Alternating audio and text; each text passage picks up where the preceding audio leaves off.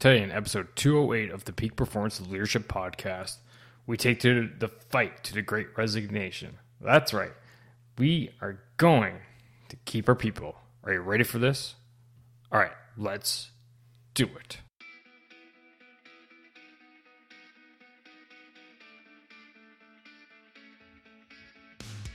Welcome one, welcome all to the Peak Performance Leadership Podcast, a weekly podcast series dedicated to helping you hit peak performance across the three domains of leadership.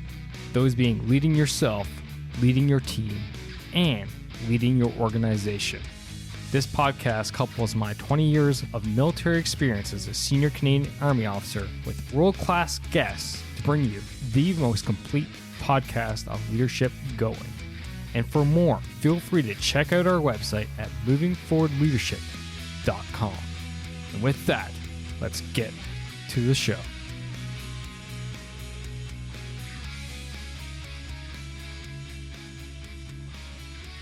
Yes, welcome one, welcome all. It is your Chief Leadership Officer, Scott McCarthy. So good to have you here today. And today we are going to talk about a topic that's affecting so many people out there. So many people are getting affected by the quote-unquote Great Resignation. And this is going to be a topic we are going to dive deep into in the future with the Leader Growth Mastermind. Now, this community, the Leader Growth Mastermind, is our new membership community where we go and dive deep into these leadership issues, such as the Great Resignation, such as developing a high-performing culture, such as building teams and hiring the right people, and so on and so forth. Time of this recording, we literally just kicked this mastermind off, so it is brand new, ladies and gentlemen. And if you want in, because getting together with other like-minded leaders is the sure way to develop your leadership skills, to be able to learn from others, their experiences, to provide input into other people's problems is a community experience like no other. I've been part of these types of masterminds on other topics, and now I am so proud to bring the leadership one here to you. So if you're ready for it, come get it. Go to movingforwardleadership.com/mastermind and apply. And by the way, there's an application process because space is limited. We are keeping this tight right now to ensure quality and not quantity. All right. So again, go to movingforwardleadership.com/apply and join. I can't wait to see you there. All right, so let's dive into, why did the Great Resignation happen in the first place? Why did it, kick off? And again, this is really from the research that I could find / my thoughts out there. So again, I'm not a doctoral thesis study or anything like this. Again, so it's the thoughts around it. But when the global pandemic of COVID hit, it changed the work landscape. So many people were laid off, so many people were furloughed, and many other people were sent to work from home. And that opened our eyes, right, to what could potentially be available to us, that we could actually operate with our work in a different setting other than the office place. We didn't have to be in a building, in cubicle land, however you operate. As well, this was coupled with the new millennial movement of what I would say values-based approach to jobs, i.e. they were looking more for what types of organizations they're going to work for, what those organizations valued, what their goals were, what they offered in terms of benefits, vice salary. So was it unlimited vacation? Is there flexible work hours? All these things that enable work to wrap around life, vice life wrapping around work. So when you get these two things come together, you got a lot of people looking for a change. And then top that with, the ability now to work anywhere with the internet and how deep the internet is and how flexible the internet is. You now have a recipe which enabled people to say, you know what, I don't like it here. I'm going to go either go to this new startup, which is offering all these things that I value and want in my life, or B, I'm going to go try out my own thing because I can coach, I can do X, I can do Y, I could do gigs, I could do side hustle type activities, et cetera, et cetera. And that, ladies and gentlemen, caused a great resignation. And now people are having a hard time filling holes in their organizations. They're having a hard time recruiting people. They're having a hard time retaining people. So my first word of advice to you, if you find yourself, is that we need to actually get ahead of people resigning. If you're there and a meeting with them and they're putting in their notice, I would suggest to you the moment is too late. So how can we be proactive to the Great Resignation versus being reactive to the Great Resignation? And one of the first ways is that we need a deep connection with our teams and our members, right? And why? Because when you have that connection, people are less likely to leave you.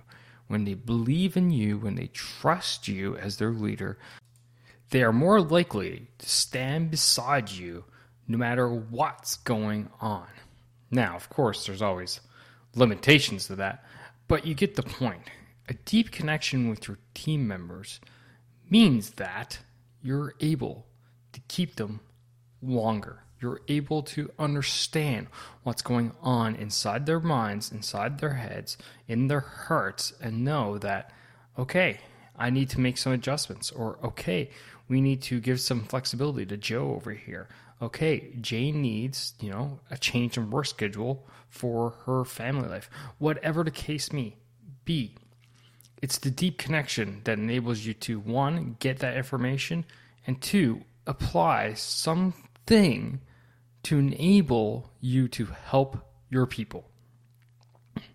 Now, a deep connection goes hand in hand with having an established, psychological safety, a ability for your people to believe that they are safe within your organization. Tim Clark talked about this on the podcast some time ago. The first stage of psychological safety is belonger safety. And this is what's happening with the Great Resignation. People feel like they no longer belong with their organizations. They no longer feel safe, quote unquote. Now, it's not like they feel like they're being threatened or anything like that, but rather they don't feel like the organization reflects the values that they want to work beside. So you need to ensure that your people have a sense of belonging or safety with the organization. And you need to be able to go about and talk to them and see what's on their minds and in their hearts. Again, back to that connection bit. Okay? The next important thing to fight the Great Resignation is to ensure that you have a great sense of workplace well-being. Workplace well-being is becoming more and more important as people feel there's more and more stressors placed on them. From, issues at home to financial issues to taking care of aging parents, maybe their kids have special needs. Whatever the case may be, people need to feel like the workplace is also taking care of their needs. So, in having a place where you have supportive relationships, mental well-being, people are paid so that they feel financially secure, is all about having a well-being, a workplace that is focused on well-being. Having discussions, having open conversations about mental health is another great way to establish a workplace revolving around well-being. Okay?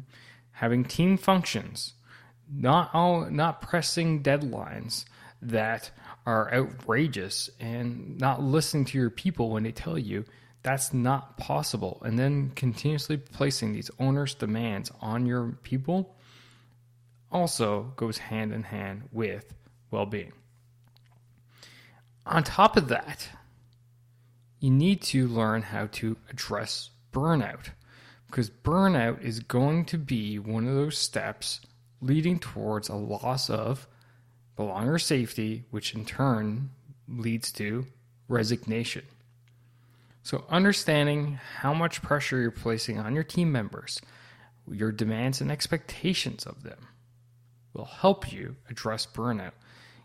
Adjusting workloads based off of how much one person is taking on recently in comparison to the others of the team, as well as potentially adjusting it based off of what's going on in their personal lives or what's going on throughout the year. We all go through peaks and valleys throughout the year. I will tell you, often, February is a valley month of mine. It's just how I'm wired. So a supervisor who knows that would know that that month would not be a great month to put a lot of strain and pressure on me, because that's going to lead to burnout. And when people lead to burnout, they lose that psychological safety, which in turn loses connection, which in turn leads to resignation. Okay? This day and age, people want to feel not trapped with their jobs, but rather secure, important, a sense of value towards the work they're doing, as well as flexibility in being able to, one, get their job done, but two, go about how they go about doing their jobs. If your organization allows for all these things, then it behooves you as a leader to take advantage of them so that you can avoid. Ultimately, what you're trying to do right now is show your people reasons why not to leave, vice to leave. And then finally, my last bit of advice to you in this topic is, for those who leave, do not berate them, do not talk down to them, do nothing but support them as they go. And I know this may sound 180-ish or contradictory to what you should be doing, but what you're trying to do is show your team that you have their backs no matter what, within reason, of course. So for a person who's leaving, you have to understand that they've made that decision for what they believe is best for them. So therefore, staying with you would not be best for them, and therefore not best for the company. So you need to support them and show your people that you support even someone leaving up to their last day. And what that's going to do is build that connection with your team again, show your team that you're behind them and you got them, which in turn is going to make them double guess or double think whether or not they want to leave an organization whose supervisor truly takes care of their people to go off of something else down the line. All right, ladies and gentlemen, so that is my thoughts on how to fight the Great Resignation. Again, ensuring that you have connection with your team, have a sense of psychological safety within your organization. Make sure you have workplace that is well-being that is important, as well as ensuring that you address burnout and make sure people are not burning out. And then finally, supporting those who in fact do leave. That's it for this week. Short one, good one. Let me know what you think. If this resides with you, be sure to check us out. And I certainly hope, scratch that, I can't wait to see you in the Leader Growth Mastermind. And you can always check that out at movingforwardleadership.com/mastermind. All right, that's it for this week. As always, lead, don't boss. Take care now.